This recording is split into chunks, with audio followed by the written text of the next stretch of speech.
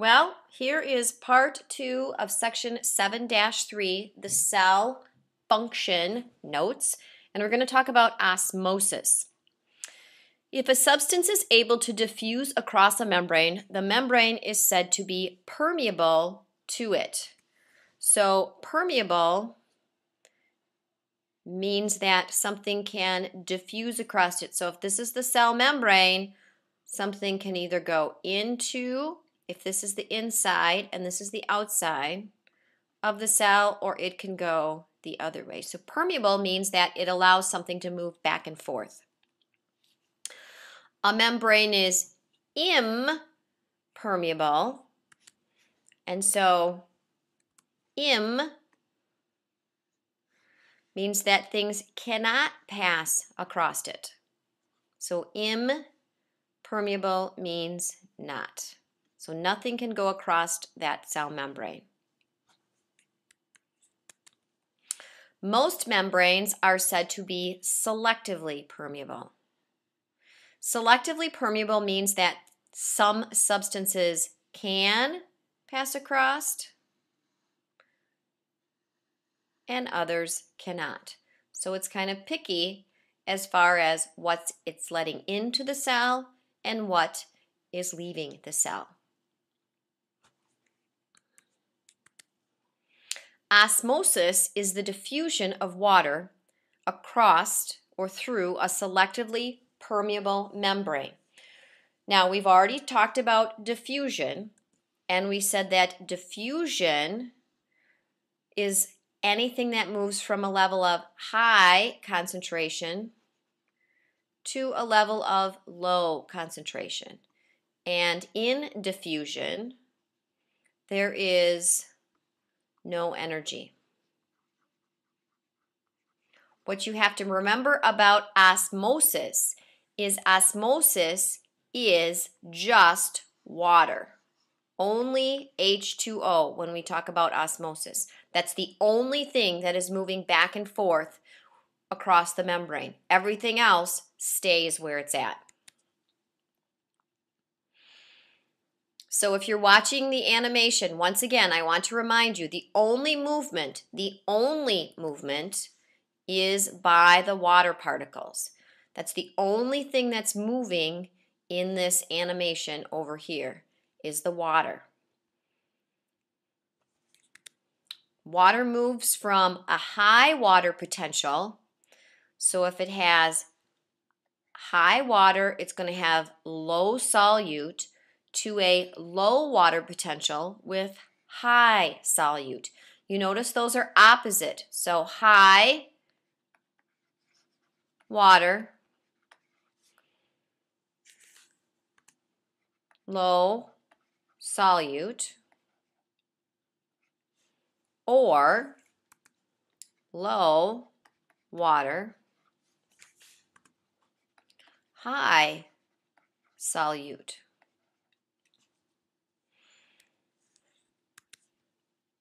Water can cross the membrane in both directions, but the solute cannot. So the solute stays in place. This is really important to understand. The solute stays in place. Water is what's moving in osmosis. And as you can see in the animation, the little water particles are moving back and forth, but the green particles, which are the solute, are staying on either side of the membrane. So you've got the cell membrane right here, and the green particles, green is the solute, and it is not moving across. Only the water is moving, and you can see that. Only water is passing in between, back and forth between the cell membrane. All right, here are the 3 scenarios. This is the key or the bulk almost to the entire test. So you need to really pay attention to this particular section of notes. A hypotonic solution means a lesser concentration of solute and a high concentration of water outside the cell. So hypo equals low solute. Hypo means low solute. Now, if the solution outside of the cell, that would be here, is hypotonic, the solution inside the cell is what's called hypertonic. What you need to remember is that water moves from an area of high concentration, which is outside,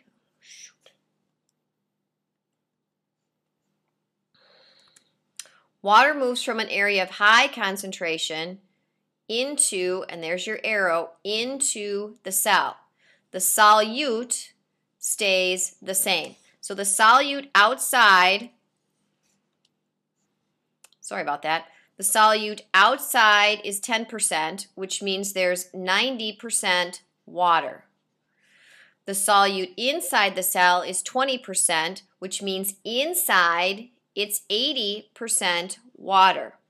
Water's the only thing that's going to move. So water is going to move into the cell because it's higher outside than it is inside, and the goal is to reach equilibrium.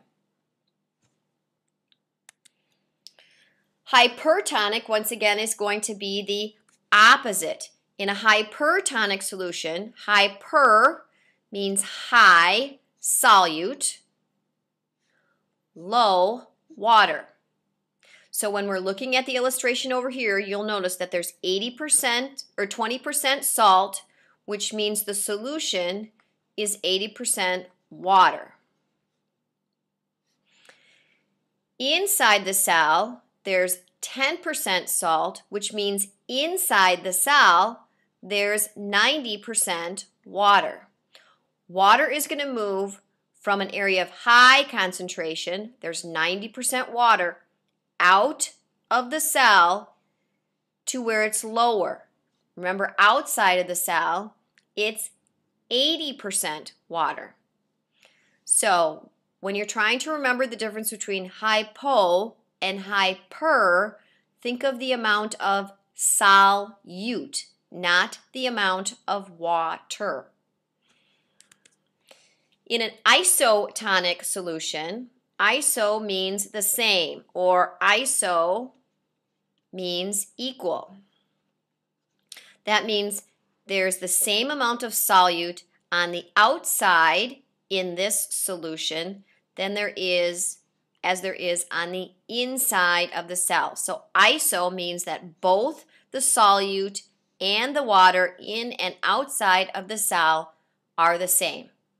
So once again, one thing you really need to remember is the solution out here, if that is hypotonic, the cell solution is going to be opposite, and that's going to be hypertonic.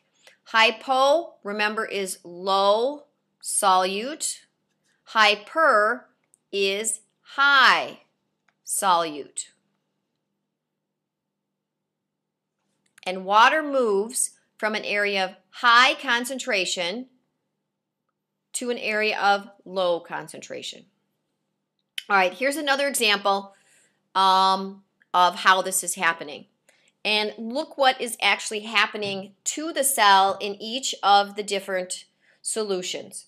So if a cell is placed in a solution that is hypotonic, water is going to move into the cell and cause the cell to expand. So in this, water is going inside and it's causing the cell to get bigger. In this particular picture, the external solution is hypertonic and the water is going to move out. So that causes the cell then to shrivel up and shrink. And in this one, It's isotonic, which means that there's the same amount and water can evenly move back and forth between the cell and its environment because there's the same on the inside as there is on the outside. Okay? Now, if we look at these pictures, let's see if you can guess what's going on. You've got a red blood cell here, and the scenario says the drawings below show the appearance of a red blood cell and a plant cell in an isotonic, hypotonic, and hypertonic environment. Label each environment in the space provided. You're going to have to be able to do this in the future. So, if you're looking at this particular blood cell looks very large. So it says label the environment that the cell is in. If the cell is very large, it's going to be in a hypotonic state. Because remember, water is moving into the cell. This is hypo, which is low solute. So water moves, and then it's high water. So water's going to move from an area of high concentration, so it's high outside, into an area of low concentration. Inside the cell is going to be a hypertonic situation. If we look at the next one, this particular blood cell kind of looks all shriveled up. So that would be a hypertonic solution on the outside. And C is, of course, isotonic. When we look at the plant cells on the bottom, what type of cell do you think D is in? If you guessed hypertonic, you are correct, because you can see that the cytoplasm, and I gave the other one away, that's on the inside is all shriveled up. All shriveled up. As compared to this one, which is isotonic, which is almost completely symmetrical. So then that gives this one away. This is hypotonic because you can see the sides of the particular cell are expanded. Osmotic pressure. Sometimes osmotic pressure is also called turgor pressure. Oops. T-U-R-G-E-R. Turgor pressure. Let's try it one more time. T-U-R-G-E-R. So osmosis exerts a pressure known as osmotic pressure on the hypertonic side of a selectively permeable membrane. Osmotic pressure can cause serious problems for the cell, because if you think of something that's under pressure, even when you push pressure on something, it's causing something to possibly expand. Osmotic pressure should produce a net movement of water into a typical cell that is surrounded by fresh water. This causes the volume of the cell to increase until the cell becomes swollen and may eventually burst. So osmotic pressure is what causes the cell to expand because water is going into the cell, and then the cell could possibly burst. So once again, another name for osmotic pressure is going to be turgor pressure.